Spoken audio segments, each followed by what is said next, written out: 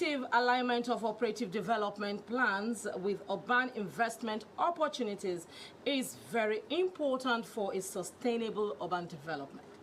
Operative development plans outline the strategic directions for a specific area, while urban investment opportunities represent potential projects that can contribute to economic growth, social development, and environmental sustainability. One of the major challenges in achieving this alignment is the often competing interests of various stakeholders. How can we balance the needs of residents, businesses, and the government to create sustainable urban environments? Today's focus will be on bridging the gap, aligning operative development with the urban investments opportunities. All right, we have a guest in the studio, and let's see what his profile frame looks like.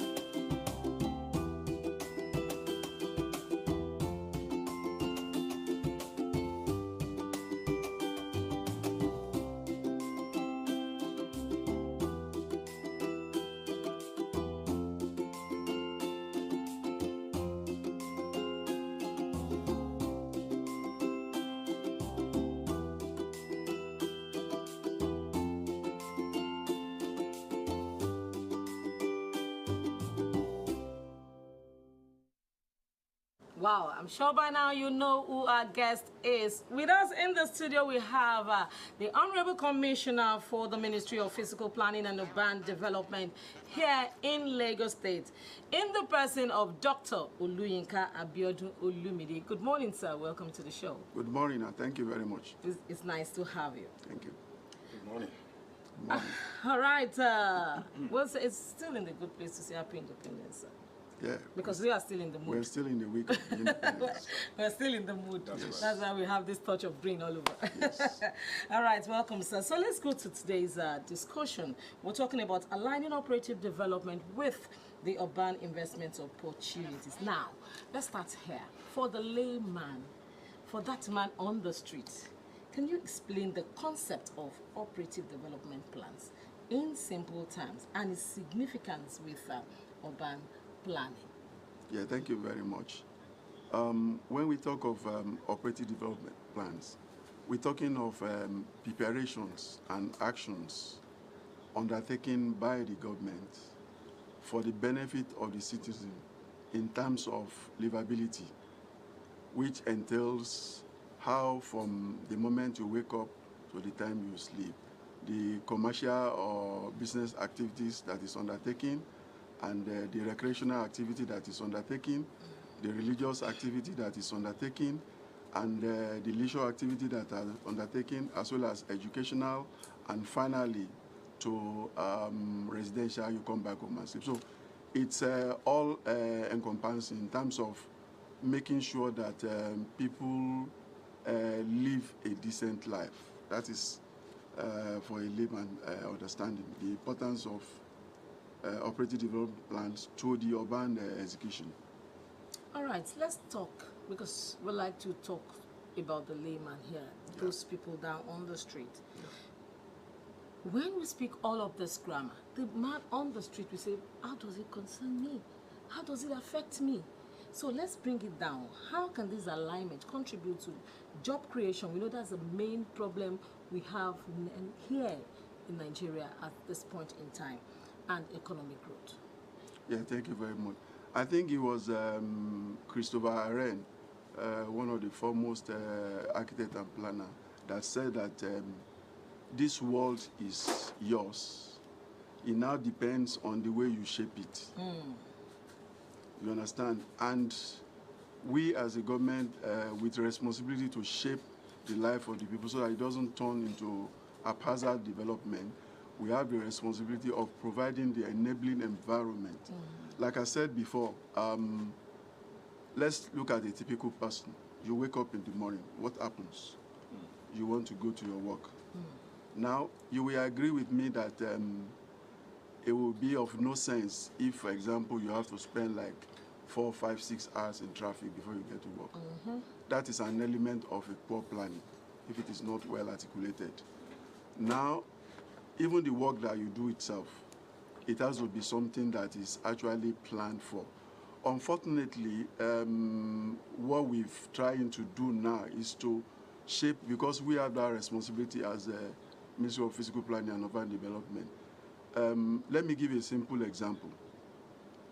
In the past, let's say around 70s, you have fishermen that go to the water around 7, 8 in the evening to fish. And you have the market women, the sellers that will go there and buy those fishes, and they will get back to the populace to sell. Now, what I'm driving out there is you have a night scene which enable, because you cannot talk of economic power if you don't have economic activities. It is economic activities that will dovetail into economic power. So money will not come down from heaven. God will not throw down money from heaven. Government itself will not throw down from money. So activities must be created, and this is what will enable people to survive. Now, we don't seem to have that again. Why? Because of security. So we need to plan our society in such a way that it's secured for people to move all around the globe. If you look at, sometimes when I travel on the Third Mainland Bridge and I look at the water, it's a bit of a shame that we are not taking advantage of that mass of water. Now, there is this program in Germany called Telematch, where you have Team S. It's more like a leisure program, Team S against Team C. Now, if you look at that, even though it's supposed to be a thing of play, but the activities that goes around that in terms of impact on the economy, the engineers will come there to do all the structures, the architects will design all the layouts, the marketing people will do some advert, the printing people will do, people themselves will come in, you have legal. So it's all encompassed. Why? Because of that singular act. And that's what this government is trying to do henceforth now, that we have to create that enabling environment for people to be able to take advantage, because this is what will eventually lead to economic gain in terms of gainful employment for people. So it's important for us that, again, to be mindful that government cannot take up everything.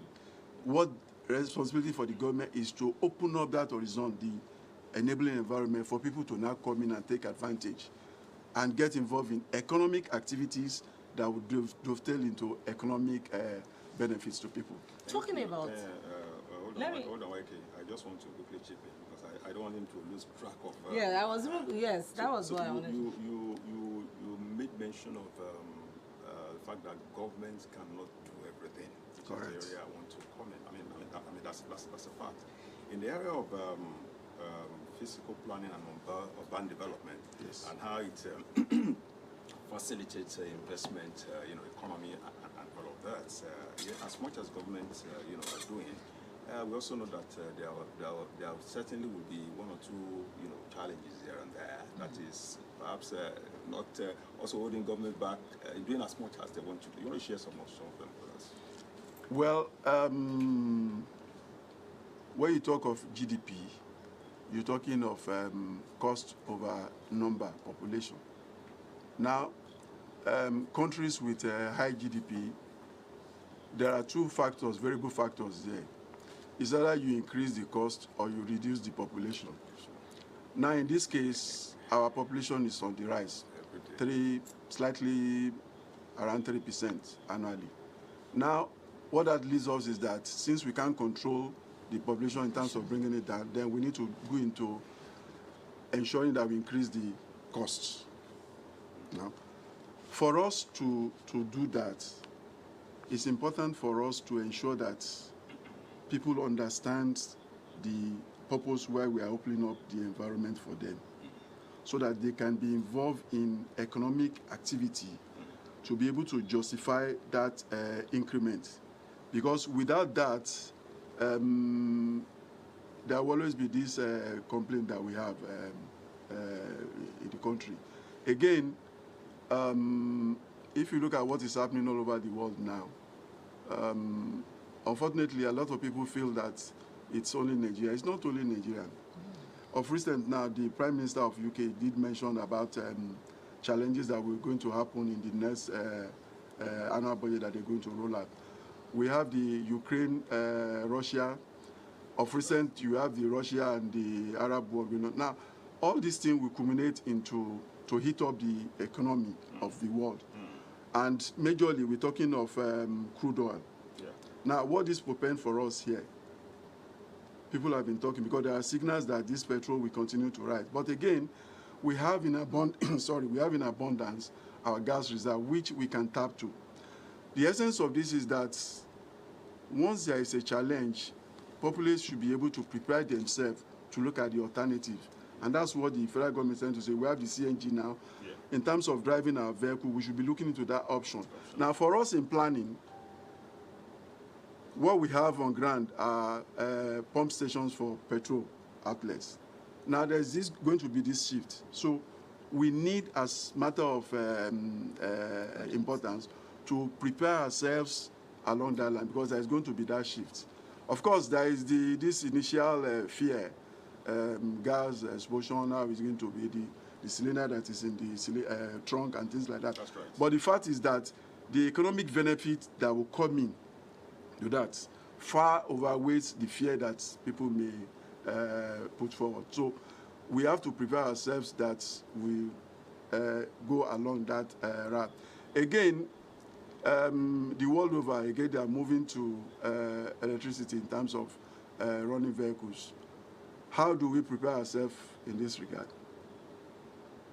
We're still battling with power production. Now, taking advantage of the gas, we may likely overcome that challenge. Again, for us in planning, it's going to be a significant shift because we have to prepare the populace to take advantage of that, in as much as it's going to be of economic benefit. So, constantly, we have to prepare ourselves to meet the growing trends. Okay, let me talk, because a lot of times you hear the man out on the street, the businessman there on the street, saying that the government do not most of the times involve the local communities in all of this decision making and all of this planning, and most of the times they come in with policies that somehow affects the businesses and all they are doing, most of the times in a negative way. Your ministry, as a commissioner in that ministry, and someone, because your ministry is very, very important when it comes to the planning, and now that we're talking about planning and investment and urban investment and the development of the economy and all of that, how are you trying to bring about community involvement in all of this, so that it's going to be, at the end of the day, it will be a win-win thing for the people and the government? Yeah, thank you very much. Personally, in the ministry now, the system we run, it used to be top to bottom. What we have now, it's bottom to top in terms of engagement. All the plans that we are producing now actually starts from the grassroots. We have the Badagry plan that is almost concluded. We have the Ikorodu, the Alimosho, and the Koshofe. We start from the grassroots, the community leaders, the ballers, the obas, the village heads.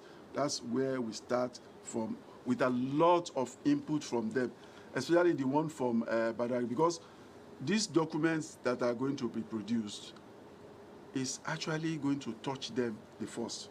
So it's their document, and they should, in fact, we have a summit, the very first summit, Physical Planning Summit 2024, coming up 15th and 16th of this month. And one of the key things we want to observe is that, because it's very key for us to have effective communication. Now, people must know what we do, how we do it. Now, the plans that have been produced starts from, like I said, the community heads will get their inputs. This is what you are doing in this area. You are fishing. This is the way we are fishing. This is how it's been done world over now as a form of improvement. Do you buy into it? These are the benefits you can gain. So this is how we can do it better. And they see it practically. Of course, they will buy it because it's something that they can see. So what we've been having now is a win-win situation, because eventually when these plans are completed, it's going to be their document. It runs mostly over a period of 20 years. It's going to be their document, and it is done in a way that it is also time-bound. The various activities that are mapped there, they have the right and opportunity to question government that, in this plan, we are supposed to have, as a way of solving this chaotic transportation problem in this particular area, we are supposed to have flyover. And that will be done. And we've been doing that for some time now. The Lagos State government has been very, very responsive in terms of listening to the people. We've been very soon now, because of what we've jointly discussed, both the government and the people, we're going to have the chaotic situation at Ikotun area in Lagos, for example. We're going to solve it with the creation of flyover. So you cannot do a plan. Oh, that's going to be fantastic. You cannot do a plan and just impose it on the people. No, it has to be from them, because it's their document, it's their environment. We are not moving them off that area. We are planning to improve the way they are. So a plan cannot just be done and imposed on people. So this summit you're going to have, are you going to bring in the Bales, the Obas, and because it's I was at a conference, and you know, I think it was the 7th edition of that conference, and one of the people that came in with questions said this is the first time they are, you know, interacting with the people that the issue affected. So this summit of yours, are you going to be bringing all of these local chiefs, and you know, it's not just going to be the big businessman out there and all of those people that really communicate, you know, with the people at the grassroots? Are you involved in them? No. Okay. The summit is actually open to people. But what we have done in the production of those regional plans, we have start one-on-one with those people. Oh, okay. So the plans are already prepared. They are at this point of sign-off with the House of Assembly and the governor. So they are already aware of it. It's their document. Now, what we are trying to say is that in the implementation of these plans, is such that the government may not be able to shoulder all the plans in terms of implementation. Now, we want to open it up to the whole world, even outside the shore of Nigeria, for people to come in and partake. For example, in the U.S., something like a public-private partnership. Thank you very much. For example, in the U.S., as an individual, you can build a correctional center, which is a prison yard in this climate here. And people the government will send in people and pay you. The government must not necessarily be involved in everything, because the challenge is enormous. Like I said to you, the GDP is all about cost over the population.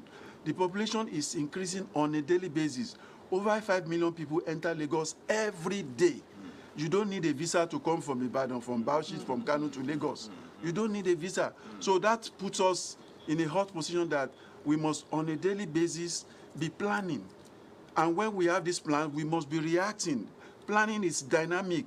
Even if you have something planned and you see that the reaction has changed, we must adapt immediately. Immediately. Look at what is happening along Okubaba, all the bridge that we are doing there, the interlocking changes, the junction improvement they are doing. We must respond. Now you have the blue line that we have done from CMS to Mile 2. we've seen from our challenge with the people, from our discussion with the people of Badagry, that we must of necessity extend this to Badagry. Even the road, we have to extend it to Badagry, because now people cannot afford to stay in Lekki, in Obalende, because they can't afford the rent. Salary is 70,000 minimum wage, and they are charging 400,000 per room. So it might make sense to live in Badagry and use the train and come to CMS. That's how you move. We have to be dynamic with the change of the system. So in all of this, I'm sure you'll be faced with so many challenges. What are some of the challenges? Well, the number one challenge, I think, is enlightenment. I would not like to roll out the percentage here, but I can tell you authoritatively that the percentage of approved buildings in Lagos is ridiculously low. Ridiculously low. And that is not fair on our own part. Don't forget that if a child is born today, of course, you have to name the child. You need a birth certificate. You can't do anything in life without birth certificate. Now, if you get a phone today, your SIM card, if it's not registered, after some few days, it stops working. So you cannot now talk of a mass of house being erected and it's not documented. It doesn't make sense. And that is the starting point, because what that simply means is that if you just jump on the land and you start constructing, that means almost 99% or if not 100% sure that you will run against the plan that we have made. Because it means that that building is not recognized in our plan. That is even on the planning side. The other leg of it, which is even more important, is the safety. That's the building control. Do you have the competency to determine that the building that is built for you is safe, so that it doesn't affect your life by way of collapse? So these are the responsibility that the challenges that we're having, we need to let people know. And that's why the governor gave the opportunity of the amnesty program, that, okay, we've recognized that you've built without approval. Come and rectify so that you get your building approved. That window is supposed to end by 31st of this month. But hopefully, maybe the governor during this summit may extend. So it's an opportunity for people to come in, because it's very key and it's a challenge to us. If that is the very starting point expected of them, for them to buy in. Because that again leads to sometimes what we call encroachment.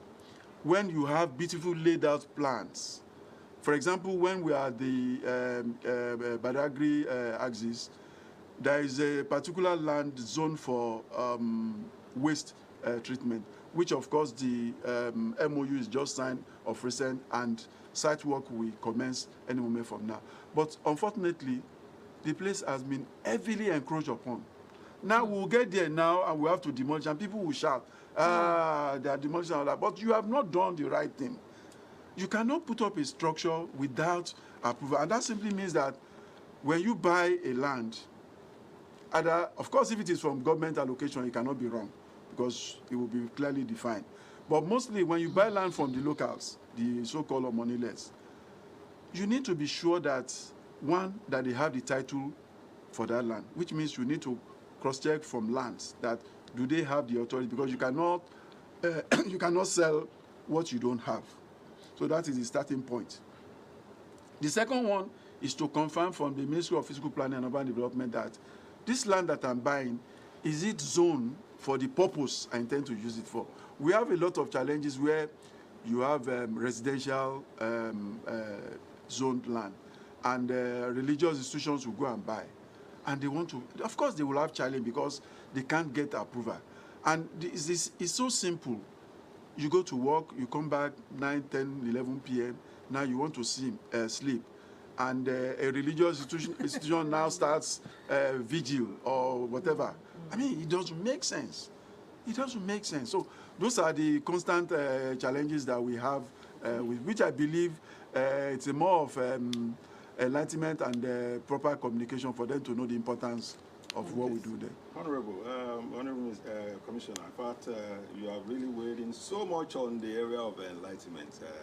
That is one area I actually wanted to actually take you upon, because with the way things are going in terms of urban development, you can obviously see a lacuna in terms of communication, if I could put it that way.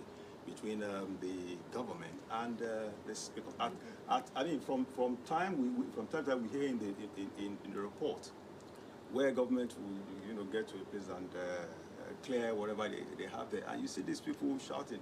After all, they got approval here, they got approval there, and you're like, so who exactly is there? So, Yeah. so I'm happy you're talking about enlightenment, which is very, very key, in this area. But again, I want you to just say a few things about this. There's no way that as much as you were doing, because I mean, you are not an island in that ministry. You have quite a lot of people working with you, different agencies under your ministry. How are you dealing with those that we call bad eggs among people there who compromise standards, who compromise when it comes to permit and all of that? Just give people and we'll see. Or just go through the back door, and people just feel that they have come to get something that is legitimate. At the end of the day, they realize that it's not. Yeah, let me just go back to the basics so that we have a clearer understanding of this thing. Now, the starting point is the plans, the master plans. Now, in the production of the master plan, you start by engaging the populace, the people. That, okay, we got there, this is our land. They show evidence that it's their land, so it's recognized, and we let them know that, okay, this is the plan that we have for this area. This area is supposed to be for so, and we normally sit down together and have an agreement. And once that is done, the plan comes out. When the plan comes out, it goes to lands, to the various MDAs. Now, the land bureaus, they will recognize it as such, and they will mark them. This is residential. If they are issuing the CFO, it's residential. This is commercial, and so on like that. Now, even the drainage routes, pipeline routes, high tension routes, everything are clearly laid out in those plans. Understand? Now, once it goes out like that, it's circulated around all the district offices who are going to give those approvals. Now, when you want to build or develop, either you get from government allocation or you buy from the Omolile. When you approach, you are expected to approach the district office with your plan, and they will do the charting and confirm that it's okay in the master plan. Once that is done, they will also confirm the status that you are the legitimate owner. You may have somebody that owns by way of CFO, the person will do an assignment, so all that will be confirmed before they now go into the architectural drawing. In most cases, you will have a situation whereby they are told that you cannot build in this particular area. Unfortunately, they have bought those land. Probably the person they paid to has disappeared. The money is gone under 10 seconds. So they cannot go back to collect their money. That's like putting the cart before the horse. Yes, yes. That's why I said they're supposed to approach lands and the ministry. Now they are in a dilemma because they've paid for the land. Now they want to develop. They've been told they cannot develop. Now, there are some that, okay, we say, okay, you can develop, but this area is close to the canal. So you will need to go to Ministry of Environment and Water Resources to get clearance. You understand? Because without that clearance, we won't grant approval. But what we find in most cases is that these people haven't gotten the information that they cannot build in their area, will on their own proceed to development. And I tell you authoritatively that there is no single building demolished that has approval. Because if you have approval and your building is to be demolished, you will be compensated. Honorable sir, honorable question. Now, if I, no, just a moment, so that you can have in totality of it. The one that happened at somewhere in Ikota, they actually built by way of extending beyond their normal plot into the canal way. And they built along those stretches. At infancy stage, they were served by the ministry. They were served that you are not expected to go beyond this point. But then, the ministry was not fully empowered with enough manpower in terms of stopping them. To implement yes, because some of these estates, they have policemen and things like that. But now we have 80 armed policemen. We can face any site now squarely. So they went ahead and built, and it started causing a flooding problem. Unfortunately, I think some days to the day we went, some community behind were heavily flooded. So when the environment got there, they now removed their building. So as they were removing and clearing the drain path, the flooded area, their water started flowing freely. They were jubilating, thanking God, thanking the government. These other people were accusing. Oh my God, different strokes for different folks. So you can see, again, if you build under high tension, of course you cannot get approved because the master plan is there. It's shown on the master plan. So when you approach for approval, they will tell you that you cannot build. But people will ignore that advice and proceed on down to build. And at our own appropriate time, we'll bring it down. In terms of officers being found wanting, I mean, I must say to you that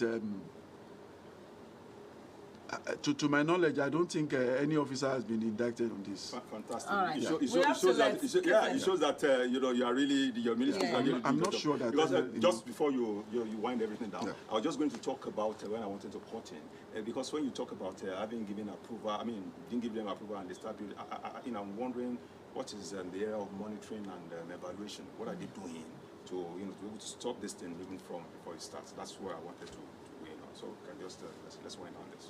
All right, we just on a final note, the ministry is organizing it's organizing a summit, you know, to have a discussion with stakeholders. That's I'm sure that is to foster collaboration with relevant stakeholders. You're doing this. Just wrap up. Let's wrap up this discussion.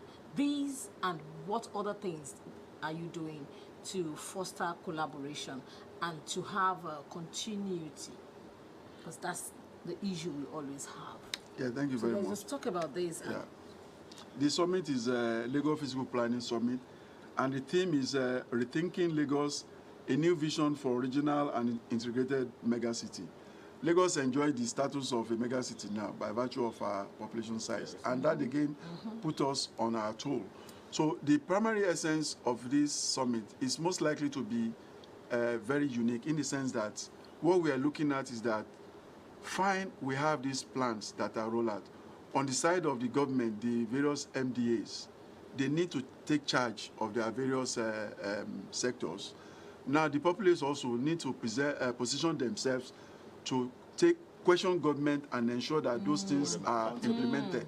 However, most importantly, we want to reach out now.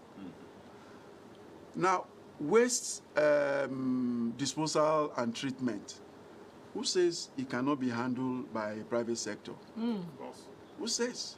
Because the world over now, where we're all turning to, is a free economy. You come up with your initiative. There's no, even in Freetown, there is no free. Nothing is free. You have to pay for it. This is services we are enjoying, and we want to open up and bring in people. For example, Ikoyi, Lekki now, there is a problem of water, and a lot of people have been coming together that, okay, why can't they have a private initiative to get water? Fine, what is wrong with that? It's not going to be free. So for us as government, we must of necessity provide that enabling environment that, okay, these plans that we are producing is not expected to be 100% executed by government. Private people can come in. We have in that summit representative from the World Bank coming, representative from African Development, and we want to look at all the, what are the legal frameworks that can hinder external participation? What are the financial models that we can be looking at? For example, look at what the model that the federal government used with Dangote in terms of the provision of road infrastructure. So we can have something like that. The people are enjoying, himself as a business person is enjoying. So this is what we want to open up, that look, people should come in. It should be a joint collaboration, a win-win situation. You want to do business, we want to provide services. The people want to enjoy the services and pay for it. So it's win-win for everybody. All right, thank you so very much. Thank you very, very much, Honorable Commissioner. I'm sure you've dealt with so many questions on the art of the people, because a lot of times people say that, okay, this is wrong, our road is bad, we want to come together, do it ourselves, but government is saying we cannot do it ourselves. So, but people are listening this morning saying that there's an avenue to, you know, approach the government and work things together. So those stories are things of the past. Thank you very much for being our guest this morning. Yes, thank you. We've been discussing aligning operative development with the urban investment opportunities. And our guest has been the Honorable Commissioner for the Ministry of Physical Planning and Urban Development here in Lagos State, in the person of Dr. Oluyinka Abiodun Olumide. Thank you for coming this morning, sir. Thank you very much. All right, we'll go on a very short break now. When we return, our next guest will be here with us in the studio. Don't go anywhere. We will be right back.